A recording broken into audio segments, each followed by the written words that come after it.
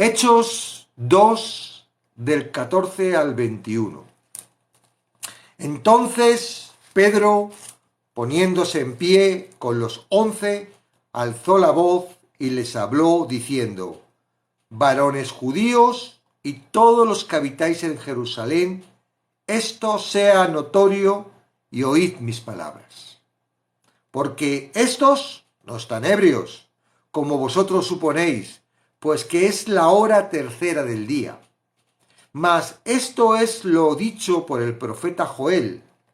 Y en los postreros días, dice Dios, derramaré mi espíritu sobre toda carne, y vuestros hijos y vuestras hijas profetizarán, y vuestros jóvenes verán visiones, y vuestros ancianos soñarán sueños.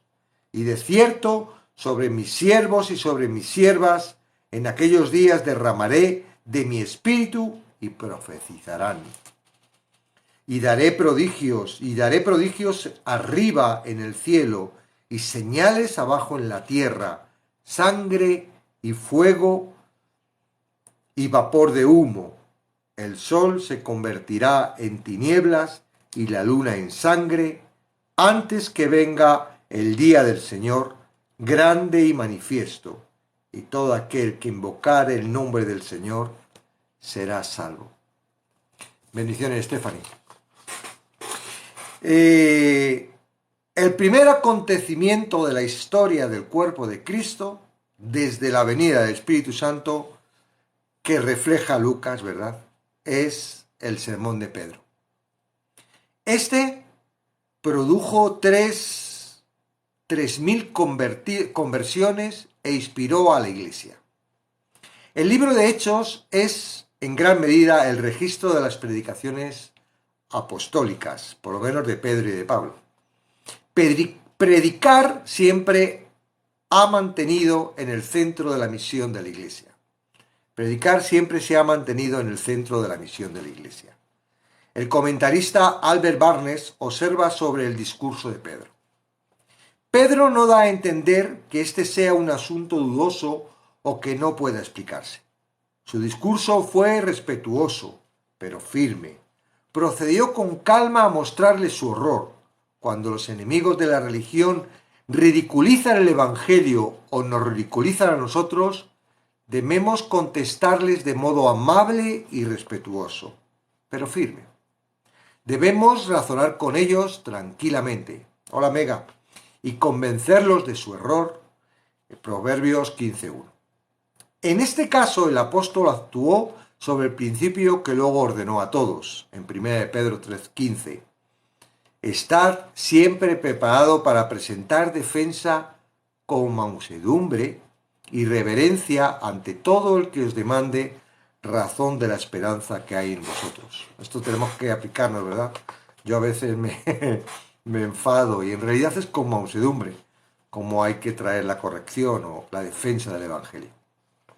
Obviamente, un Pedro lleno del Espíritu era un hombre muy distinto del que se encogió de miedo ante una humilde criada y negó a su Señor en 3 ocasiones. Todo buen sermón empieza con una introducción que capta la atención de los oyentes. En este caso, el Espíritu Santo ya había provisto una dramática introducción. El estruendo como un viento recio y el milagro de las lenguas habían captado la atención de los presentes. Estaban desconcertados y confundidos y querían una explicación. Antes de dársela, Pedro refuta la falsa acusación de que los discípulos estaban ebrios. Rechaza la impugnación como absurda, puesto que es la hora tercera del día. Esta hora, la tercera, contaba a partir de la salida del sol, eran las 9 de la mañana. Ni siquiera los alcohólicos estaban embriagados a esa temprana hora del día. Eso era especialmente cierto en un día de fiesta como Pentecostés. Tan universal era esa realidad que la apelación de Pedro bastó para rechazar la acusación de ebriedad. La frase "los postreros días" es una expresión común en el Antiguo que demora el tiempo en que el Mesías vendría a establecer su reino. La realidad es que habrían 2 venidas de Mesías. separadas por un largo periodo intermedio.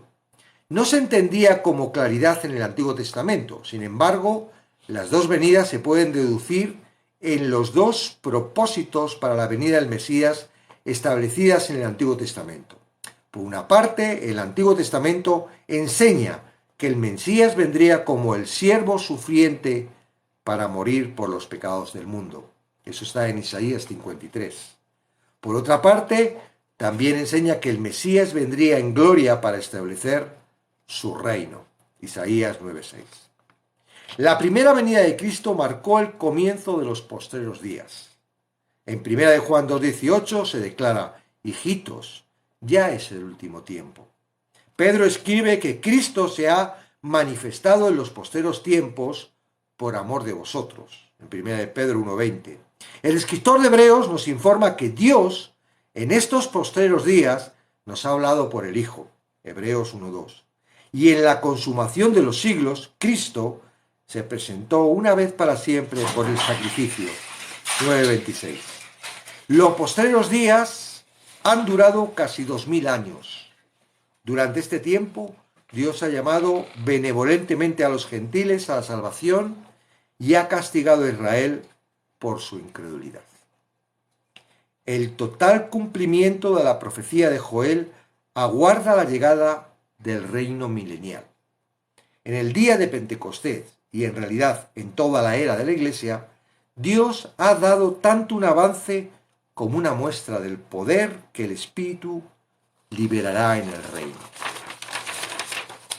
En el reino milenial, dice Dios, derramaré de mi Espíritu sobre toda carne, puesto que todos los que entren al reino serán redimidos. Durante la era de la Iglesia, Dios derrama su Espíritu sobre los creyentes. Ahora vamos a entender un poco más esto. No obstante, es indudable que no todos los componentes de la profecía de Joel están prefigurados en la era de la Iglesia. No es hasta que el Espíritu se derrame sobre toda carne en el reino, afirma Pedro, que vuestros hijos y vuestras hijas profetizarán. Vuestros jóvenes verán visiones y vuestros ancianos soñarán sueños. Es entonces, declara Dios, que de cierto sobre mis siervos y sobre mis siervas en aquellos días derramaré de mi espíritu y profetizarán. Tampoco los prodigios arriba en el cielo y señales abajo en la tierra se dan en Pentecostés. No hubo sangre, fuego, vapor de humo, ni todo eso. El sol no se convirtió en tinieblas, ni la luna en sangre. Esos acontecimientos están asociados con la llegada del día del Señor, grande y manifiesto. En Mateo 24, 29, 30, el Señor Jesucristo describió los cambios en el sol, la luna y las estrellas que acompañaría su segunda venida. E inminentemente, después de la tribulación de aquellos días, el sol se oscurecerá, y la luz y la luna no dará su resplandor, y las estrellas caerán del cielo, y las potencias de los cielos serán conmovidas. Entonces aparecerá la señal del Hijo del Hombre en el cielo, y entonces lamentarán todas las tribus de la tierra, y verán al Hijo del Hombre viniendo sobre las nubes del cielo con poder y gran gloria.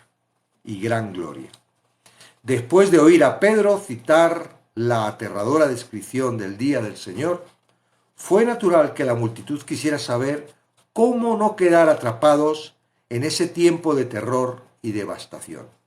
Entonces, Pedro entrega el clímax de su cita de Joel: y todo aquel que invocare el nombre del Señor será salvo. Hay salvación para quienes se vuelve al Señor. Es la parte principal de su sermón. Pedro describe exactamente a sus oyentes quién es el Salvador y qué se requiere para la salvación. Y vamos a seguir viendo el sermón en los próximos días, ¿verdad? Y cómo desarrolla Pedro esto. Pero hasta aquí lo que hace Pedro claramente es utiliza esta profecía que mal usada en la iglesia, ¿verdad? trae. Dice, esto que estáis viendo no es otra cosa sino la que dijo Joel, que pasaría en los postreros tiempos. Entonces, aquí hemos aclarado de que los postreros tiempos empiezan desde que Jesús comienza, ¿verdad? Y esos postreros tiempos terminan en la segunda venida de Cristo. Entonces, en realidad, la profecía de Joel no es que está marcando al día de Pentecostés. No. Lo que Pedro, está intentando decir es que el derramamiento de su espíritu comienza en los postreros tiempos y lo que estaban viendo era esas primicias, ¿verdad? De ese derramamiento del Espíritu Santo y del poder. Entonces, cuando nosotros leemos la profecía de Joel y leemos esta parte del sermón y decimos, y vuestros hijos y vuestras hijas profetizarán, y vuestros jóvenes verán visiones, y vuestros ancianos soñarán sueños, da la impresión como que eso ya tiene que ser ya, y es muy curioso de que en realidad si te pones a fijar bien, lo que está refiriéndose es que en la llegada del reino, en los postreros tiempos, todos los que entren en el reino, es decir, ¿quién entra en el reino? Los redimidos, ¿verdad? En el reino no va a entrar, y hoy tenemos una lección de eso en la parábola que vamos a dar en el taller de Zoom esta noche, de las parábolas de Jesús, y va a hablar de eso. Nadie puede entrar en el reino de los cielos si no está redimido. ¿Ok? Entonces, aquí habla que todos los redimidos. Entonces, claramente se está refiriendo a ese tiempo porque si te das cuenta, dice, y de cierto sobre mis siervos, sobre mis siervas en aquellos días, derramaré mi espíritu y profetizarán y daré prodigios arriba en el cielo y señales abajo en la tierra, sangre y fuego y vapor de humo. Eso es lo que hemos leído después, que es en la llegada, en el término de los últimos tiempos. Ahora, vosotros sabéis el conflicto que hay con el arrebatamiento de la iglesia. El arrebatamiento de la iglesia es algo eficaz, es algo verídico, está escrito, está reflejado. Cristo recibe a la iglesia en el cielo, no en la segunda venida. Quiere decir que ya cuando Cristo ha llegado a la tierra en las nubes, como dice que viene y que vi los prodigios, la iglesia ya está en el reino. Sea antes de la tribulación, como algunos dicen, sea en medio de la tribulación, como otros, o sea momentos antes o días antes, o no se sabe, ¿no? A esta llegada de Cristo. No sabemos, ¿ok? Entonces, tenemos que entender que ese total de derramamiento a todos no es a toda la tierra, ¿verdad? Parece como que de repente algo va a pasar que toda la tierra, y eso es interpretado como un tsunami de bendición, el espíritu de Elías vendría como un tsunami, y en todas iba a haber un avivamiento. Avivamiento es una cosa que le gusta mucho a la iglesia predicar y que da mucho ánimo, ¿no? Que parece como que de repente algo sucede y ¡brrr! Todo el mundo se convierte y no necesitamos hacer nada. Mejor que no pase porque la iglesia no está preparada para ese avivamiento como prepara a la gente o como dice la gente. Un avivamiento. O sea, imagínate que ahora en tu iglesia vienen de la calle 3.000 personas. No sé cómo será tu iglesia de grande, pero imagínate una iglesia que tiene 800 personas. Una iglesia ya grande, con 800 personas. Y de repente 3.000 varones más mujeres y niños. Aunque yo creo que vendrían 3.000 mujeres, porque se convierten más mujeres que varones, pero 3.000 personas. ¿Creéis que vuestra iglesia está preparada para dar discipulado a 3.000 personas? ¿Que vuestra iglesia está preparada para admitir? Tenemos que alquilar un local más grande, tenemos que hacer reuniones, 7 reuniones el domingo y...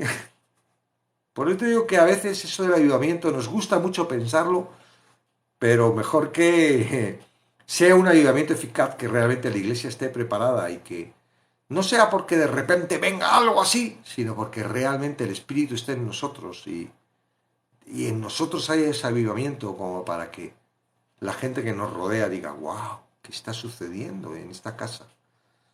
¿Qué está sucediendo a estas personas? ¿No?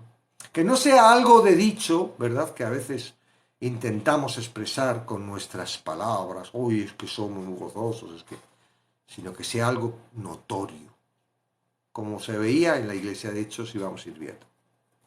Entonces, queda aclarado de que no precisamente esta palabra de Joel es para el día en que llegó Pentecostés y que ahora por narices nuestros niños tendrán que profetizar y nuestros jóvenes tendrán que ver visiones. A ver cómo es, vamos a hacerlo bien.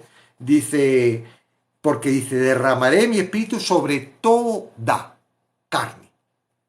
No es algunos, ¿verdad? Y ahora, ¿quién es el que tiene el Espíritu Santo? Sino el creyente. ¿Creéis que...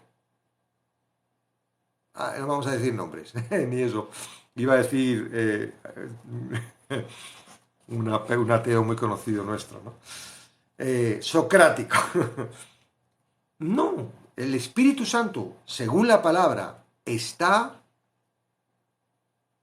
en quien recibe a Cristo, en quien entiende el Evangelio, el que entiende que ha sido lavado, justificado, santificado y que puede entrar en la presencia de Dios a través de lo que hizo Cristo, no a través de lo que nosotros hacemos, porque ese es el estorbo, ¿vale? Que creamos que tenemos que hacer nosotros esa santidad y entonces estamos estorbando, no estamos creyendo completamente lo que está diciendo el Espíritu Santo que lo que hizo Cristo. Amén. Entonces, en los postreros días, dice Dios, derramaré mi espíritu sobre toda carne, sobre todo redimido, sobre todo lo que entre en el reino.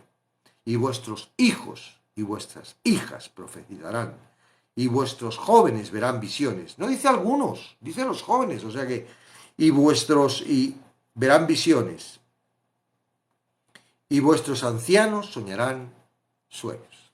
Entonces, no vamos a predicar o no vamos a hablar, no vamos a decir lo que realmente aquí no está expresando.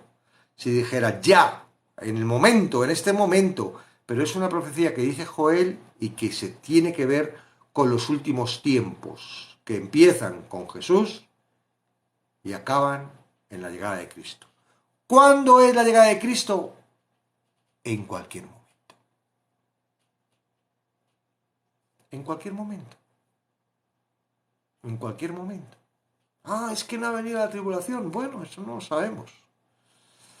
Dice que viene y viene cuando menos te lo esperas. Es que no ha venido todo esto. Ayer me contaba mi hijo, oye, se está secando el Éufrates. Y hay una cosa en Apocalipsis que dice que uno de los sellos se echaba no sé qué y el Éufrates se secará y por el río, la parte del río seco, por ahí entrarán los enemigos de Israel y conquistarán.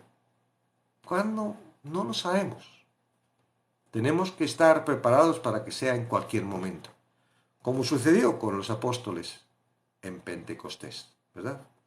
No sabían cuándo llegar, iba a llegar en cualquier momento. Y llegó sin esperarlo porque ni estaban orando.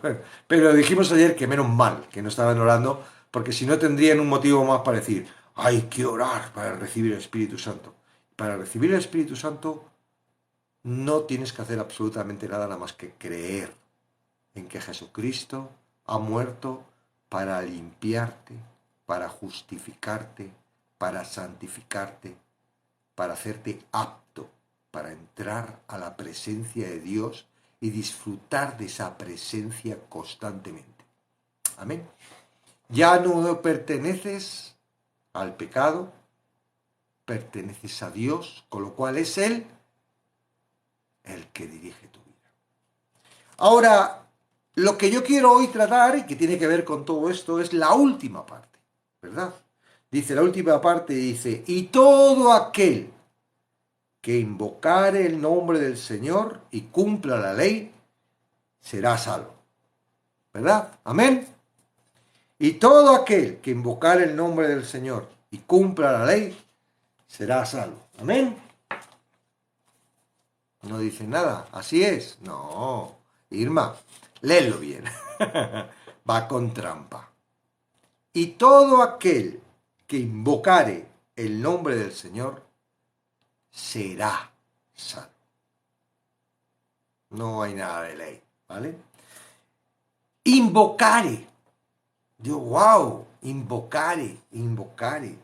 Es una palabra, ¿verdad? Que, porque podría haber dicho todo aquel que cree en el nombre del Señor, o todo aquel que tiene fe en el nombre del Señor, o todo aquel que, ¿verdad? Aquí dice invocare. Y yo estaba mirando en el griego qué palabra era esta que se ha traducido por invocare. En griego es epicaleo. Epicaleo es una palabra compuesta de una palabra que en griego es epi, que significa sobre o el número uno, el primero, ¿vale? Epi, suele decir anti, por eso aquí es en primero, ¿no? Y caleo, que tiene que ver con llamar en voz alta o llamar. Epicaleo, en hebreo, invocar, que no tiene nada que ver porque es una palabra invocar, estamos tratando una palabra ya traducida, pero cuando trata en hebreo nos dice invocar, ¿no? Es llamad en voz alta. Y es raro el Evangelio, o sea, el libro, que no trae unas cuantas veces esta palabra porque el que invoque. Y invocaban a Dios, y, ¿verdad? Invocar en voz alta, el declarar, ¿no? El clamar, oh Dios, oh Señor, oh, ¿verdad? Eso es invocar, ¿no? Decir en voz alta. En el Nuevo Testamento la palabra epicaleo aparece en muchos sitios. Por ejemplo, hay una que dice el que invoque el nombre del Señor, el que declare, ¿verdad? Habla de declarar, habla de decir.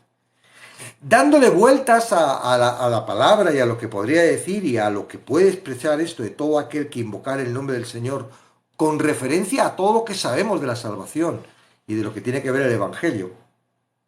Invocar es poner nombre sobre. Es decir, invocar es que Jesucristo esté por encima de mí, más o menos. A ver si lo entendemos. O sea, porque claro, ¿eres salvo porque crees que Jesucristo ha muerto en la cruz? No. Hay mucha gente que cree que Jesucristo ha muerto en la cruz y no es salva. ¿Eres salvo porque crees en Dios? No.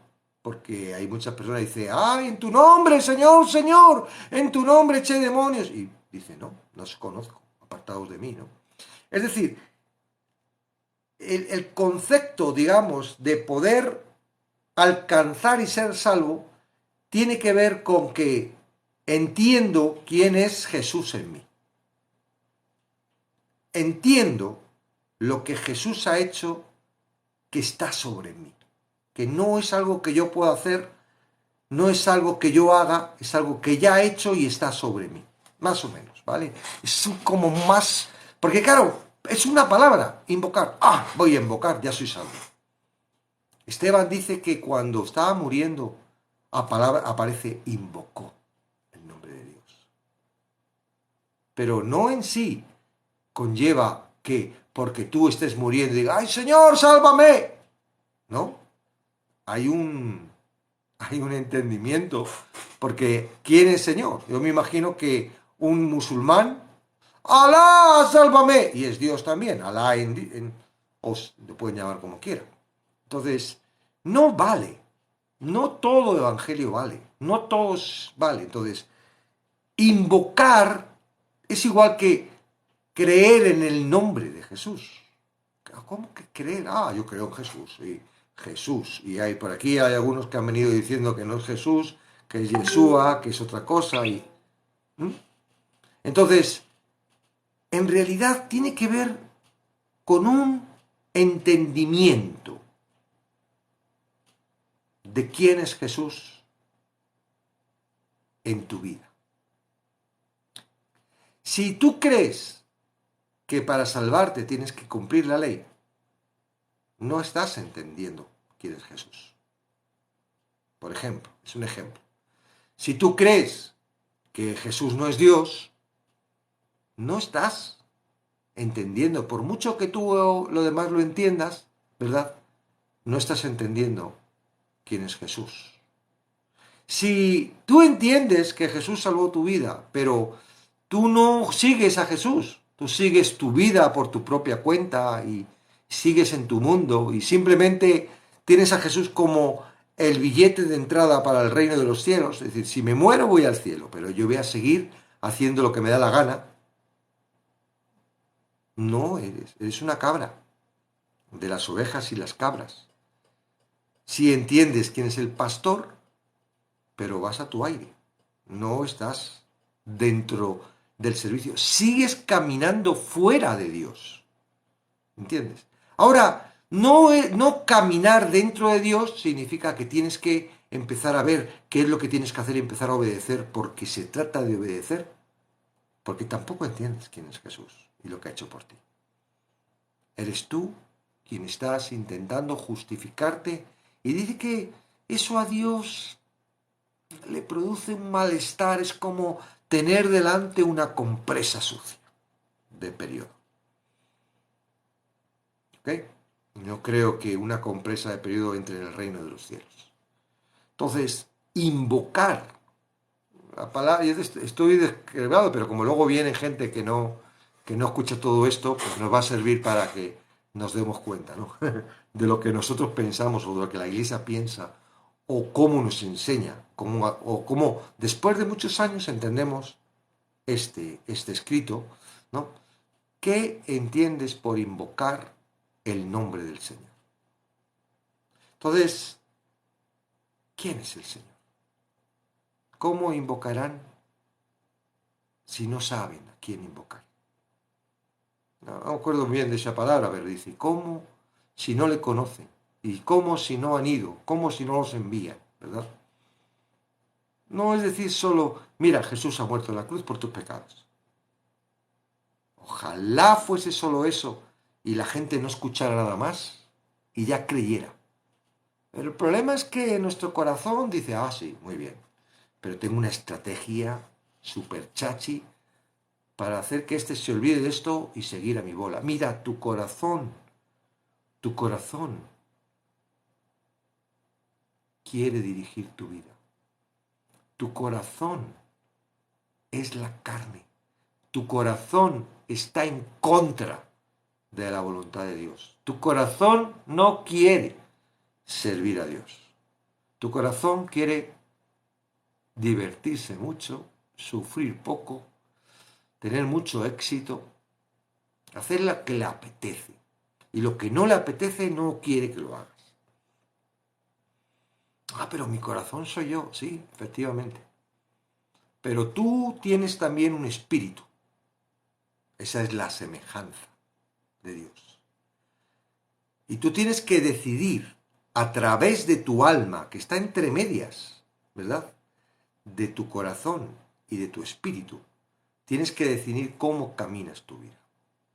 Si realmente quieres caminar bajo el servicio de Dios, bajo la dirección de Dios, o quieres caminar bajo lo que tu corazón dice. Mira, a lo mejor te está sonando chino y nunca habías escuchado esto, pero seguro que sí escuchas tu corazón todos los días. Seguro que sí entiendes que tu vida es dirigida por tu corazón. Y a lo mejor lo que no entiendes es que eso era lo malo, que si yo me dirijo por mi corazón, porque ¿qué es lo que hace el corazón? El corazón toma del árbol de la sabiduría del bien y del mal. Tu corazón no es que quiera hacer lo malo, no, tu corazón quiere hacer lo bueno.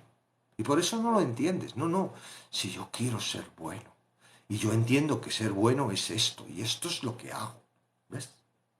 Eso es tu voluntad. Pero lo que tú haces es lo que Dios quiere que hagas. Es muy bueno, ¿verdad? Pintar la casa de blanco. Pero si el dueño de la casa quiere que se pinte de amarillo, no le va a parecer nada bueno. Para ti te parece muy bueno y le estás pintando la casa. ¡Ah, encima que estoy trabajando! Pero es que el dueño de la casa no quiere que lo pintes de blanco. No quiere que lo pintes de verde, o de rojo, de amarillo, de azul. ¿Me entiendes? Entonces, el problema es que nuestro corazón y nuestra mente están limitados al conocimiento. No lo mismo haber nacido en Europa que haber nacido en África. No lo mismo haber nacido en Sudamérica que haber nacido en la India. Estaba limitado al conocimiento. No es lo mismo vivir en Estados Unidos que vivir en China. Está súper limitada. Y ya sabéis cómo es este mundo y cómo las cosas de este mundo han dirigido y cada vez más a que cada vez seamos más tontos. Yo siempre he recomendado la película La Idiocracia, muy interesante. Es lo que quieren llevar a que seamos totalmente idiotas para ellos dirigirnos como ellos quieran, ser ovejitas tontas. En realidad somos ovejas, pero dirigidas por un pastor, no por ellos, dirigidos por Dios. No dirigidos por una gente que lo único que quiere es utilizarnos para que le hagamos los trabajos sucios y ellos vivir la vida de una forma. Y no estoy metiéndome con ellos, os estoy mostrando el mundo, cómo es el mundo, ¿verdad? ¿Verdad que hay gente que vive totalmente distinta a nosotros? Que no necesita ir a trabajar, porque ya tiene a muchísimas personas dedicando su vida completa y dando toda su vida por unas cuantas monedas para poder alimentar y comer a su familia. Entonces, el corazón está limitado por eso y está limitado por el enemigo. Cuando somos esclavos y es que es el dueño de tu corazón. Pero cuando somos siervos, sigue teniendo una influencia de poder comunicarse a través del corazón y a través de la mente. Ah, ¿por qué lo que no quiero hacer me viene? ¿Qué es lo que yo sé que eso no lo tengo que hacer? Yo amo a Dios y eso no lo tengo que hacer. ¿Por qué me vienen esas ganas? Si yo, ¿por qué me viene dentro de mí? Parece, ¿verdad? Que está el demonio metido. No, no, no. Es que Él trabaja con nuestro corazón para que nos agradezca eso. ¿Y sabes una cosa? Tú no puedes contra tu corazón, porque eres tú. Y tú no puedes contra ti hacer nada. Tú no puedes. Ahí la confianza de Cristo. La confianza de que Dios está en nosotros. Y que Dios, el poder, no nosotros, no nuestro poder, el poder del Espíritu Santo, va a guiarnos, va a dirigirnos, va a hacer que... ¿Por qué le dice Jesús a Pablo? Vas cuando le dice lo del aguijón, ¿verdad? Bástate mi gracia, porque en tu debilidad mi espíritu se fortalece. Tu debilidad no es su fortaleza en el espíritu. No, es Él. Entonces, entender quién eres, qué es tu corazón, cómo tu corazón te dirige, cómo tus pensamientos a veces no son tus pensamientos, son los del enemigo. Es el campo de batalla. Te es muy útil. ¿Por qué? Porque vas a necesitar saber quién es Cristo para superar todo eso. Porque ahí viene el arrepentimiento, decirte, ¡wow! Yo no puedo. Yo no, claro. Los fariseos, ¿por qué nos decía hacer frutos dignos de arrepentimiento? ¿Qué se estaba refiriendo Juan cuando le decía a los fariseos que hicieran fruto digno de arrepentimiento? Los fariseos no reconocían que no podían cumplir la ley. Decían, anda, el bautismo del agua, otra cosa más, vamos. Si esto me limpia los pecados, vale, pero siguen pensando que pueden ser capaces a través de la ley de alcanzar la gracia. Ay, si me bautizo, voy a tener el poder para poder hacer la ley. Hacer fruto digno de arrepentimiento. Ay, ¿qué te refieres, Juan? Es lo que tenían que haber dicho. Que no podéis cumplir la ley, que os arrepintáis. No, no me arrepiento, sigo intentándolo. Ay, ahora no tengo el día de expiación. Pero bueno, Dios considerará que hago lo que pueda. Eso es. Y eso es lo que los que creen en Cristo siguen haciendo. Y que están intentando hacer obras y ser buenos y esforzarse y el ministerio y todo esto que oímos muchas veces de las personas. Hay que orar, hay que leer la palabra, hay que... Y eso da una angustia como diciendo, ay Dios mío, que no lo estoy haciendo, ¿verdad? Lo tengo que hacer. Y tú lo haces. Lo intento. No lo haces. Entonces no vengas a traer más presión a las personas, porque ya tenemos la presión. La presión la tenemos en nuestros propios pensamientos. ¿A través de quién? ¿Sabéis qué significa Satanás acusador? ¿Qué es Satanás o demonio? Bueno, no me acuerdo. Lo miro, espera. ¿Se me ha apagado el ordenador? Ah, funciona ahora. Espera, esto lo he dicho de memoria y no quiero decir lo que no es. Un segundito. Abro el estudio de demoniología. Estoy como Apolo, el estudio número... demoniología aquí.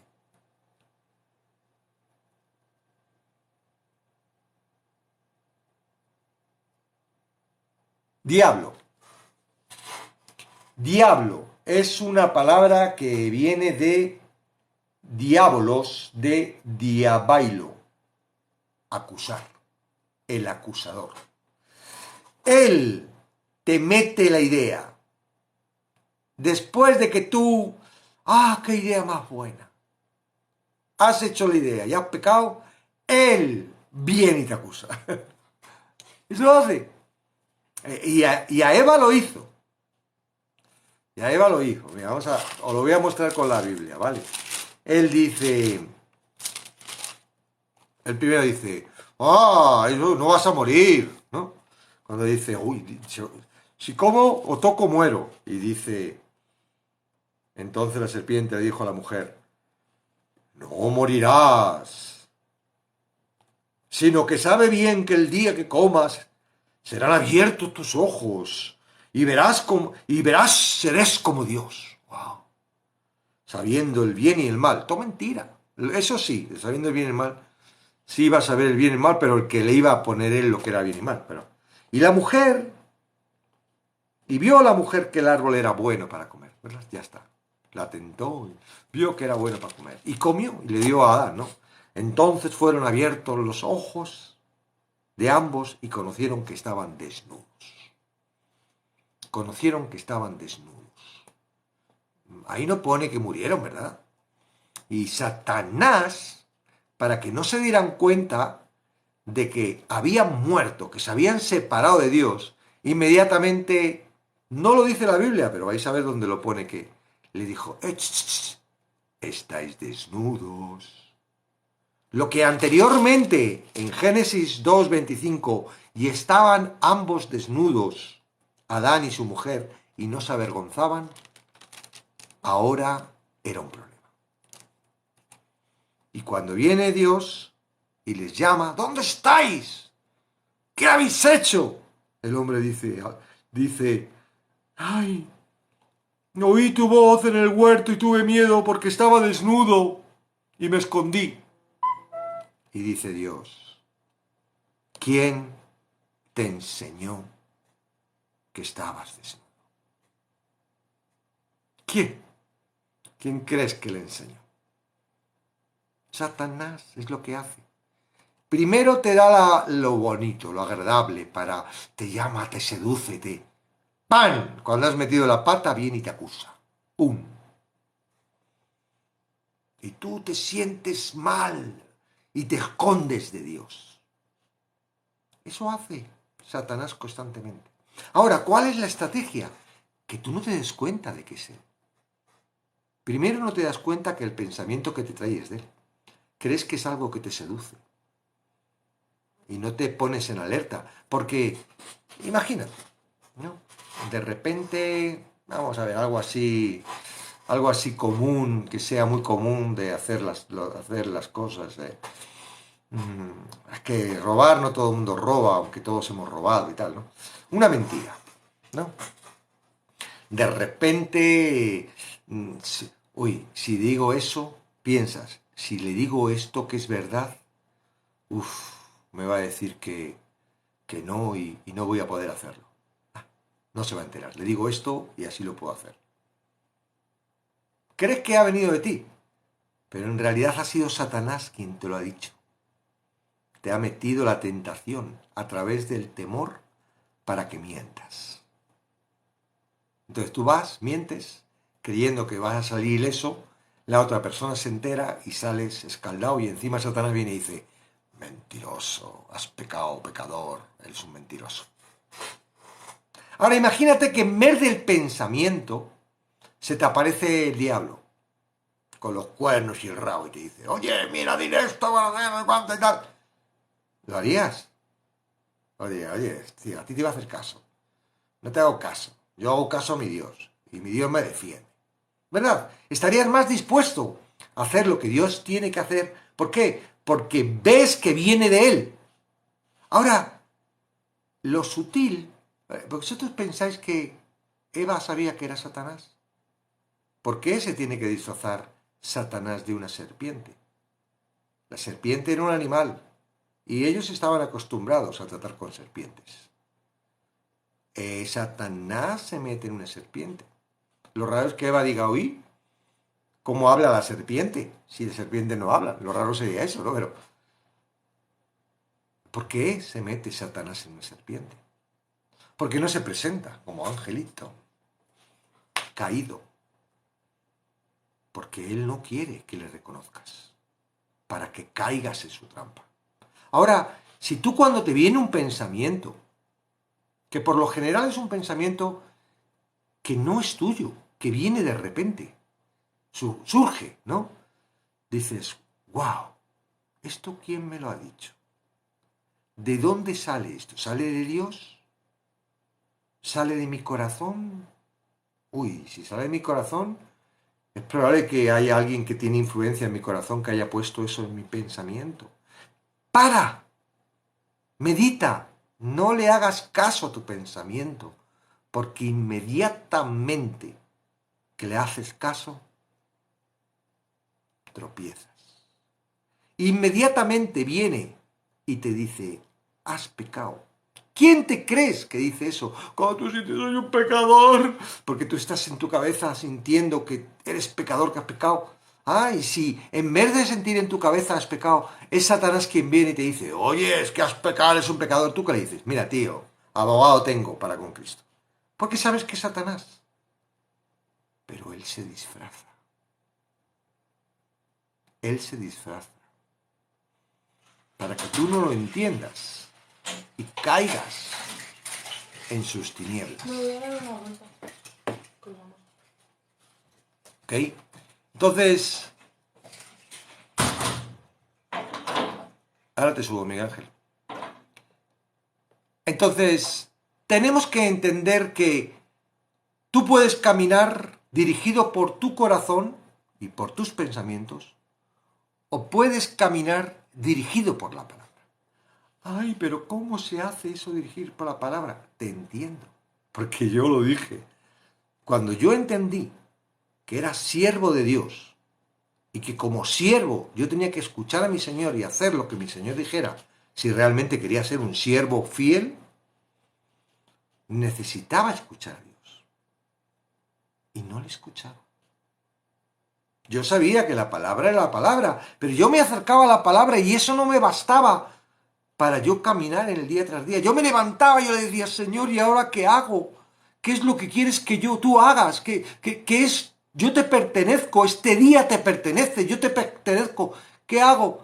Y Yo no sabía. Y me venía la palabra y yo leía ahí.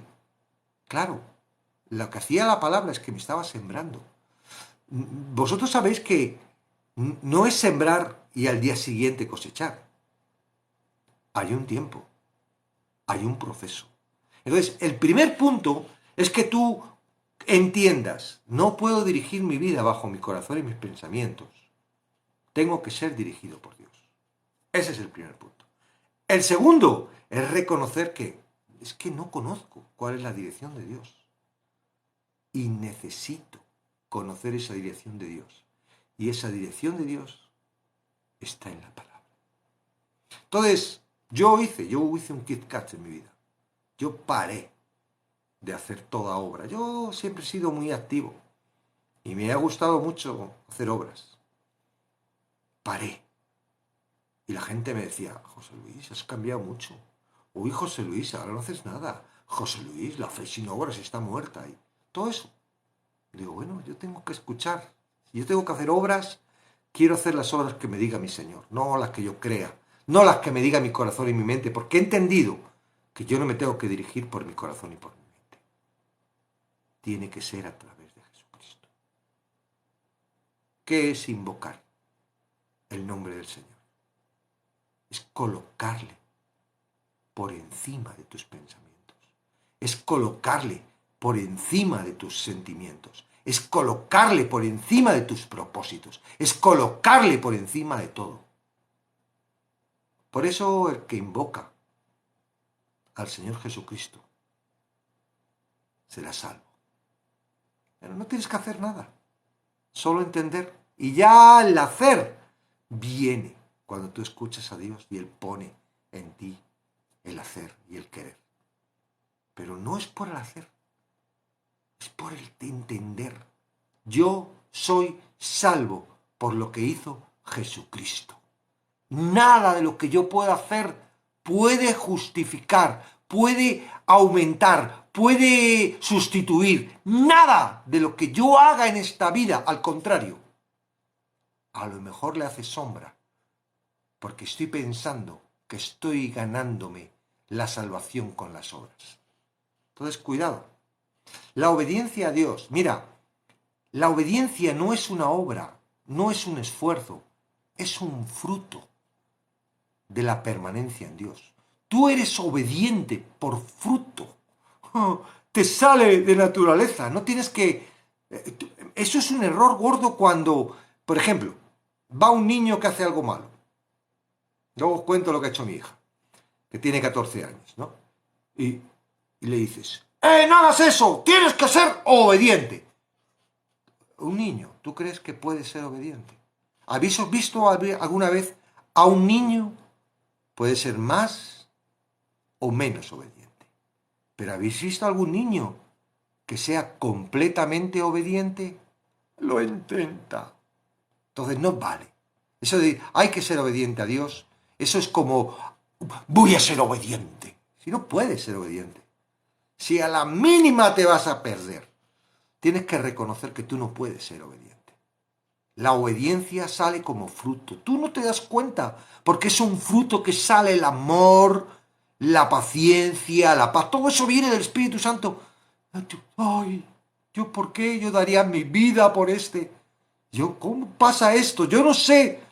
No es algo que tú tengas que obligarte y decir, tienes que ser obediente. Hay que ser obediente. No. Hay que ser. Es un hecho. Es una acción. Y Dios no quiere acciones. Dios quiere que le invoques.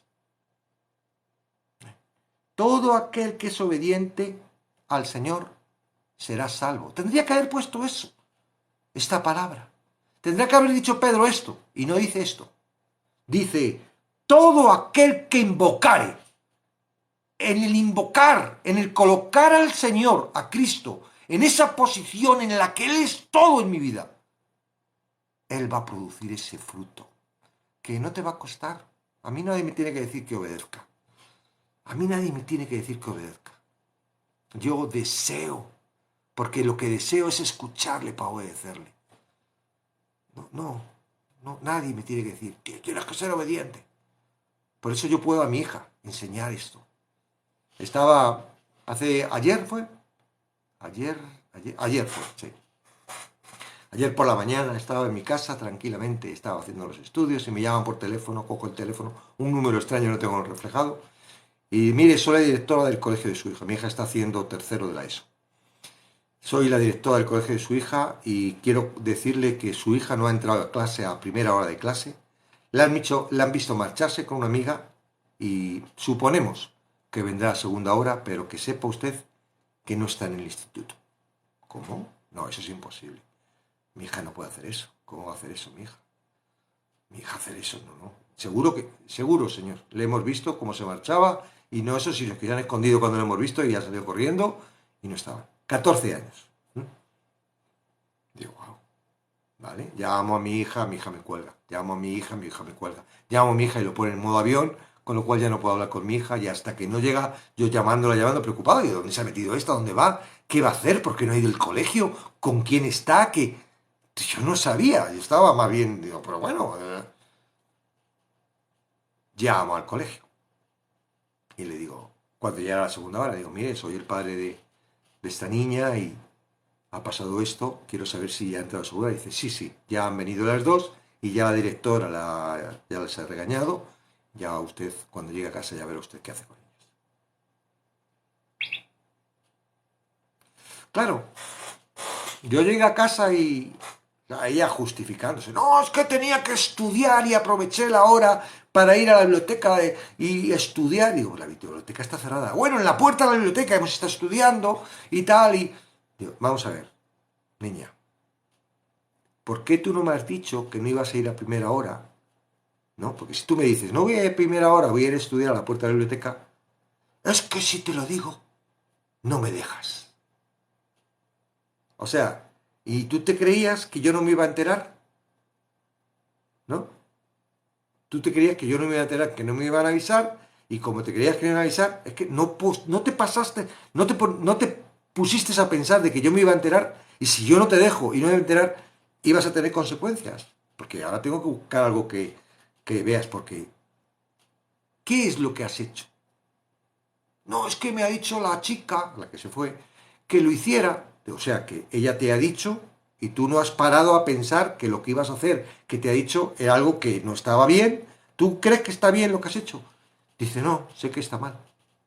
¿Y sabías que estaba mal cuando lo has hecho? Dice, sí. ¿Y por qué lo has hecho? Porque necesitaba para estudiar o no sé qué. Mira, tú lo has hecho porque no te has parado a pensar quién te estaba diciendo que hicieras eso. Porque hubiera sido muy sencillo haberlo hecho y que no te hubieran visto y que no me hubieran llamado y que esto, otro y que... Pero es que Dios te cuida, hija. Y Dios te quiere mostrar algo.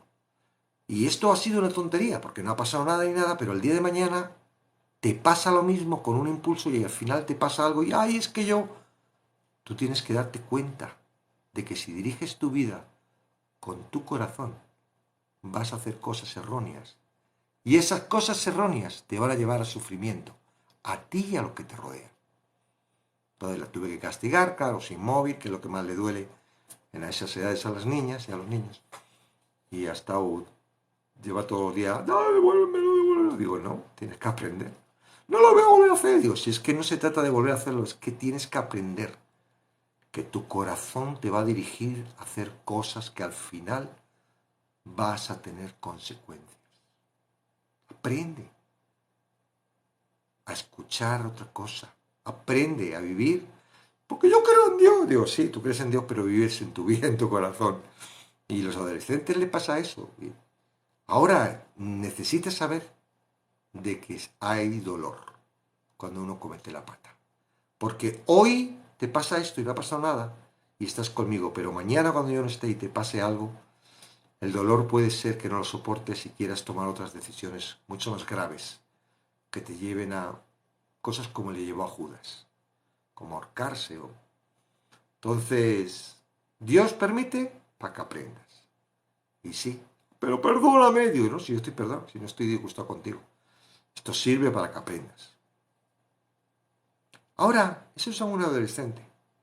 Pero tú, que ya eres añitos y que encima tienes hijos, tienes que aprender que tu corazón que tu corazón te va a mostrar y te va a mandar a hacer cosas que luego te vas a arrepentir.